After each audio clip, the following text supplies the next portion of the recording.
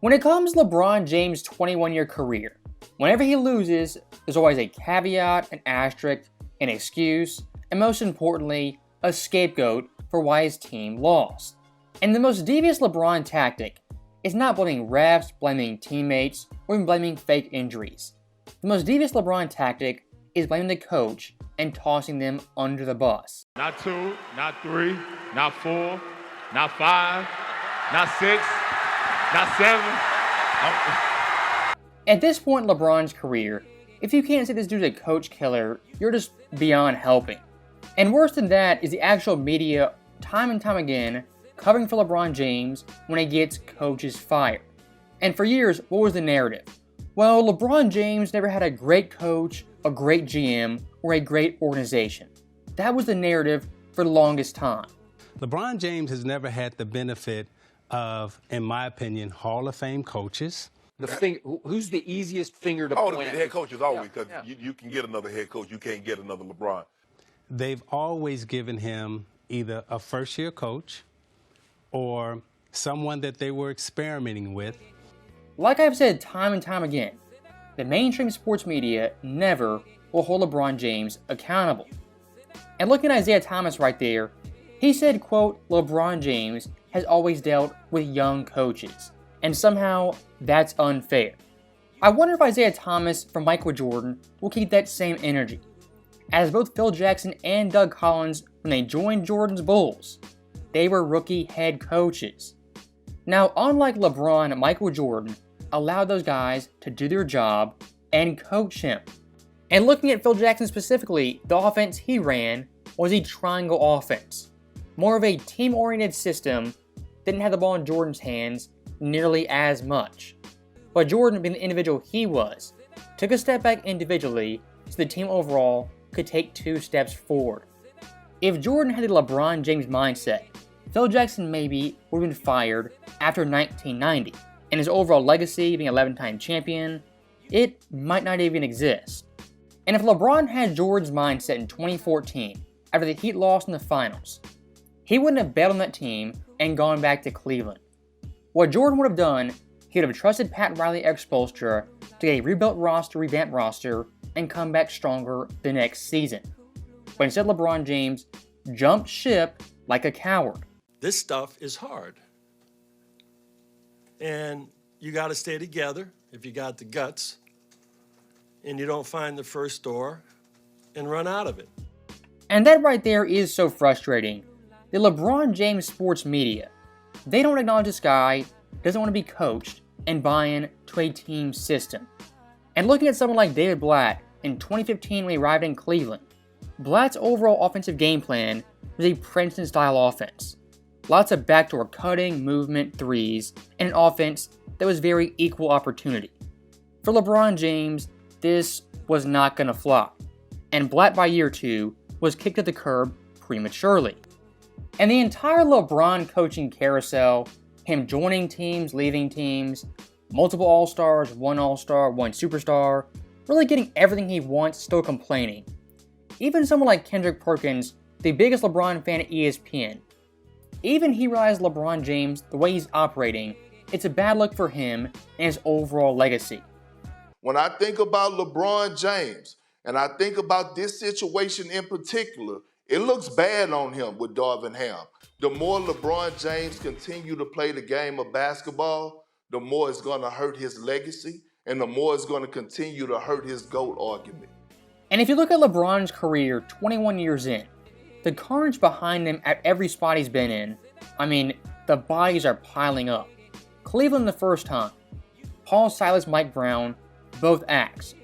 Miami, Erik Spoelstra, nearly fired on the hot seat all of 2012, didn't get nearly any credit for those 2 championships, and it wasn't until really 2020, 2023 he got his due as a great coach. Back to Cleveland the second time, David Blatt, didn't last 2 seasons. Then Ty Lue came in, he won a championship with Cleveland, but still was mocked relentlessly by the media, social media, as a terrible coach. And by 2018, it was so bad, Ty Lue was coughing up blood on the job daily. And much like Erik Spoelstra, Ty Lue didn't get his due credit as a great coach until his days with the Clippers. Now, looking at Los Angeles, what's happened yet again? First year Luke Walton, he's done, he's out. Who did they bring in? Frank Vogel has experience, been to the East Finals numerous times. And what does he do?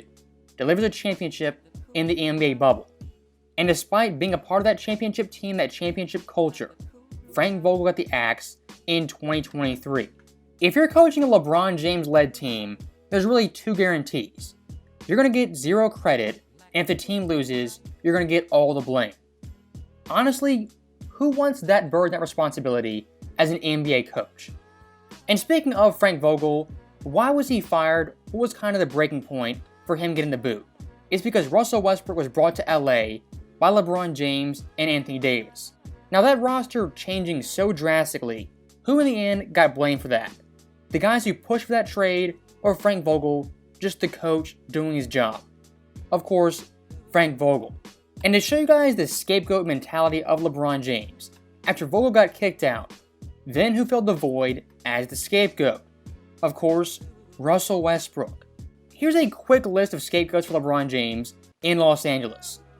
Luke Walton, Lonzo, Brandon Ingram, those young guys, Frank Vogel, Anthony Davis, Westbrook, D'Lo, Darvin Ham, and even Rob Pelinka.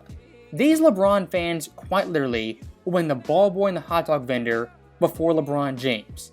It is always, without a doubt, someone else's fault, not LeBron James. And to set the record straight, coming into the season, what were we told? This Lakers team had depth, great talent, they were finally healthy, had a full summer, and someone like Rob Pelinka made all the right moves in the offseason.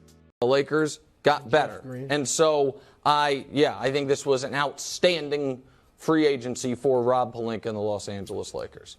I think the second biggest culprit, and you can't hold the draw accountable, is the front office. I believed this was not a very well-coached team and a poorly constructed second half of the roster. I'm not calling, you know what I mean? But you thought it was going to win the championship? Well, I never picked them to win the championship. I said I picked them to beat the Denver Nuggets going into this series. That right there is a smoking gun. Rob Pelinka one day is a genius, the best GM in the league, got tons of depth, tons of talent for the Lakers. The next day when they lose, he's awful, he's trash, should be fired, and banished from the NBA. And when it comes to Darvin Ham, I mean look, not the greatest coach in the world, probably average at best.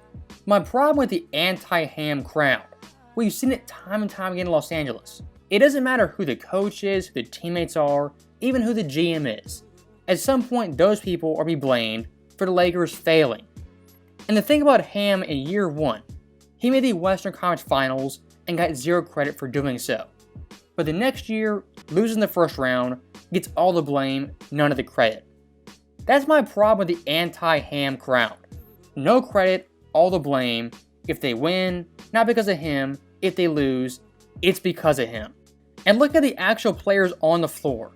Darvin Ham in the fourth quarter didn't make Anthony Davis turn into a ghost. Darvin Ham in Game 3 didn't force LeBron James to miss the game winner. And Darvin Ham can only game plan so much for someone like LeBron James, who refuses to play real defense. I mean, look at these shooting stats by game for LeBron's opponents that he guarded. Game 1, 11 of 16. Game 2, 3 of 8. Game 3, 13 of 17. Game 4, decent. Then Game 5, 5 of 10. And here's the crazy part. LeBron in most of these matchups is guarding the other team's worst offensive player.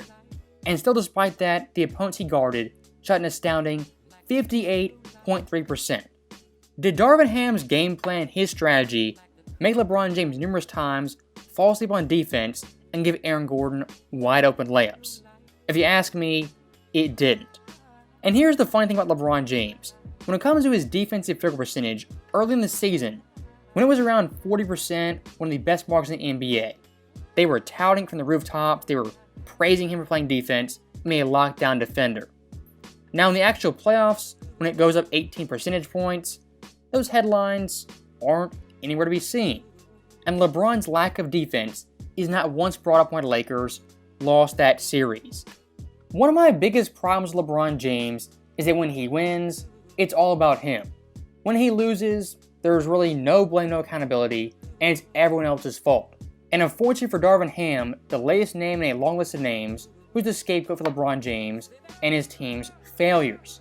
So that right there is the end of the video. As always, thank you guys for watching, hope you enjoyed it. I'll see you next time.